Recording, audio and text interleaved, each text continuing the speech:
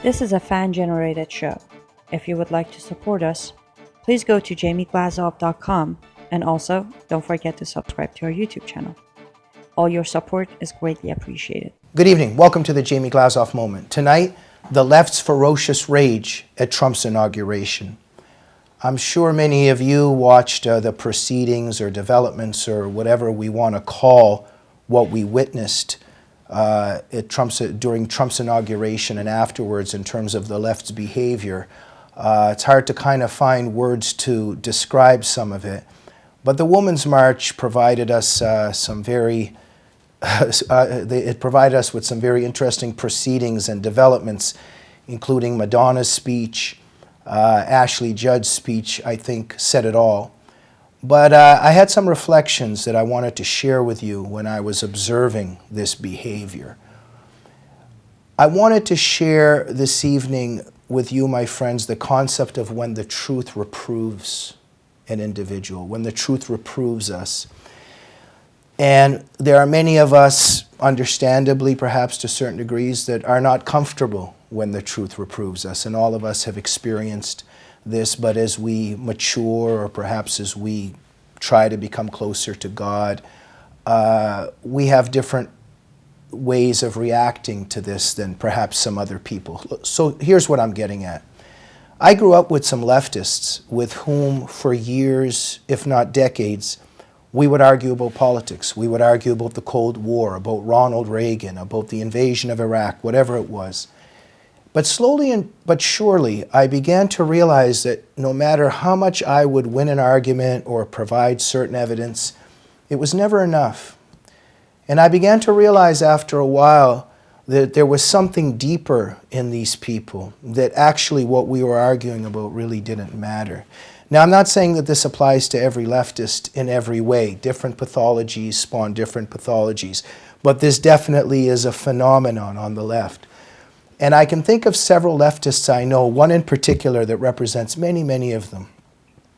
And after a while, when he shared with me that actually what was really going on was that in his youth, in his life at that time, he was engaged in certain behaviors, one could say. And he didn't like the concept of shame. He didn't like the concept of guilt. He didn't like the notion that there was a God watching and that maybe a person should maybe be ashamed of something or feel bad about something or, God forbid, maybe say mea culpa or say sorry or to ask forgiveness or to seek mercy from a higher entity, that being God. This individual hated those notions. And lo and behold, he found himself very comfortable on the left. You see, because on the left, there was moral relativism. There is no right and wrong. There's no, nobody's going to judge you. Oh, you're doing this and that. Hey, make your crime your culture. Anything goes. And he was comfortable over there. And I knew a lot of people like that. But all of a sudden, you start coming over to the conservative side. Oh, well, there's some evangelical Christians over here, and there's some Orthodox Jewish people over here. Oh, they're talking about the Ten Commandments and the Bible and right and wrong, and And this is a very solid foundation in terms of what side people are on and how it leads to their political disposition. And I think that this may resonate with a lot of you watching because we know a lot of people like this. Look, even in my own personal journey, I can share, there's been times in my life, especially in my youth, where I kind of wanted sometimes to hide from God, or I wanted at some points in my life to erase the notion of God. I wanted to erase the notion that I had to be accountable for things that I was doing. I know that I had a chip on my shoulder during times of my youth at people that maybe went to church or talked about the Bible, and I had a chip on my shoulder towards those people during several, times of my life, and then I ultimately realized that, that's quite a big boulder to carry, and how much simpler, how much easier, how much healthier it is, instead of doing that, to get on your knees and ask for forgiveness from God, and to repent, and to say mea culpa. And I'm not preaching here to anybody in my own case It was to repent and to seek salvation through Jesus Christ. And when one experiences that dynamic of not making one's crime one culture, of recognizing that there are things that we do as fallen human beings that are wrong and to be sorry for them, that's a different route, that's a different path. But there are those people who hate that concept, and they want to be gods. They're their own gods. And what I'm getting to here is that this becomes politicized, and that in the end, many people on the left hate the notion of the truth. They hate the notion of shame, of guilt, of the reality that one might have to ask forgiveness for something and to seek God's mercy, etc., etc.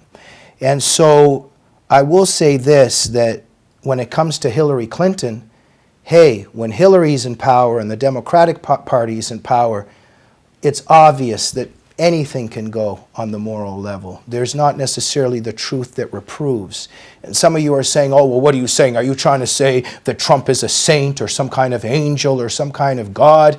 You know, the left is always trying to caricature us in the most silliest of ways and stupidest of ways, because I'm not saying any of that. But what I am saying is that Trump happens to be surrounded by, he happens to be in a milieu which overall is conservative. There's evangelical Christians there. There's, conservative, perhaps Orthodox Jews there. And there's overall a climate where there's a respect of the Judeo-Christian tradition and everything that comes with it. And a lot of people on the left ferociously hate that. They hate the truth that reproves them in terms of their beliefs and perhaps how they've lived their life or are living their life. And they're their own gods and they want to be their own gods. But that comes with a price.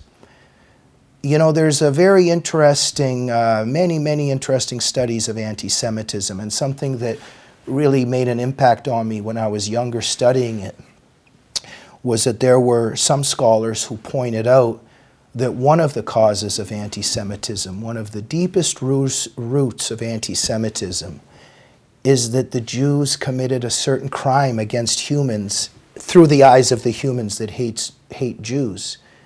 And that is that the Jews gave the world conscience. It is through the Jews that conscience came, that the Ten Commandments came, that the notions of good and evil, and that there may be punishment for sin, and that there needs to be mea culpa and a nostra culpa, and the seeking of forgiveness, etc. And that, these scholars pointed out that there is a ferocious hate at the Jewish people for having delivered conscience to the world. And that's something to reflect on and to think about at this time as well, in terms of what we're talking about. And so we think about this ferocious rage, this anger that we saw during Trump's inauguration and Trump coming in. And one could understand that maybe somebody doesn't like Trump or has some policy differences, but when you see the Ashley Judd up there and that speech that she gave, or if that's a word that could be used to describe what she engaged in, or Madonna, etc., it really is quite an intriguing thing. I will also say this, and I'll just throw this out there, that when I was younger I studied exorcism. And it left, on one hand, I regretted at the time that I had studied it, because one has to be spiritually equipped, and it just very much scared me, the reality of everything that hits home. And then at the same time, I didn't and don't regret it at all, because it taught me and solidified in me the reality of Jesus Christ and the power of Jesus over evil and over the devil. And it's fascinating that even in exorcisms, many theologians pointed out that the demons are so afraid of Jesus that they're not just afraid of him, but they cannot even stand the pronunciation and articulation verbally of his name, and that they depart and flee often just not to hear Jesus' name again. Why I'm saying this is that there's a certain screech that the possessed person engages in during exorcism. And there's many witnesses that discuss this screech. But many of the witnesses, many of the theologians, they say that there's very few words in language that can be used to explain what this screech is exactly. But they do say this, and the theologians explain that the screech represents and symbolizes something. And that is that the devil, Lucifer, Satan, the demons, they know God's love. They know what it is. But they also know that they have made a decision to separate themselves from God's love. And the theologians explain that that screech that occurs during exorcism is the verbalization of the knowledge of the demon or demons, that they are separated and have separated themselves from God's love for all eternity. That is the expression of their knowledge of having separated themselves from God's love. Now, I apologize in some ways. I don't mean to be getting too heavy here or to pretend that I'm some kind of great philosopher or theologian.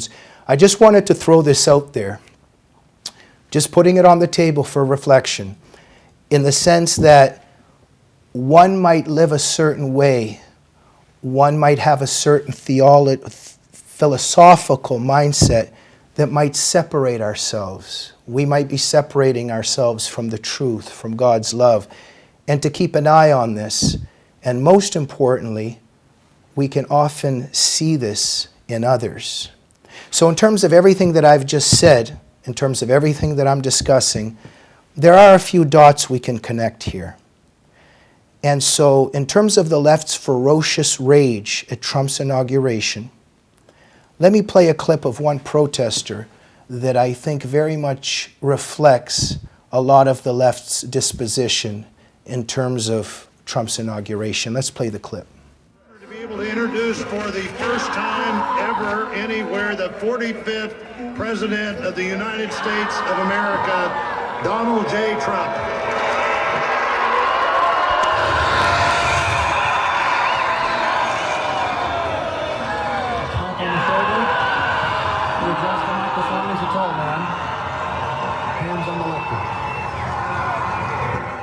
Some food for thought there in terms of when the truth reproves us and when we might actually be separating ourselves from the truth and from God's love.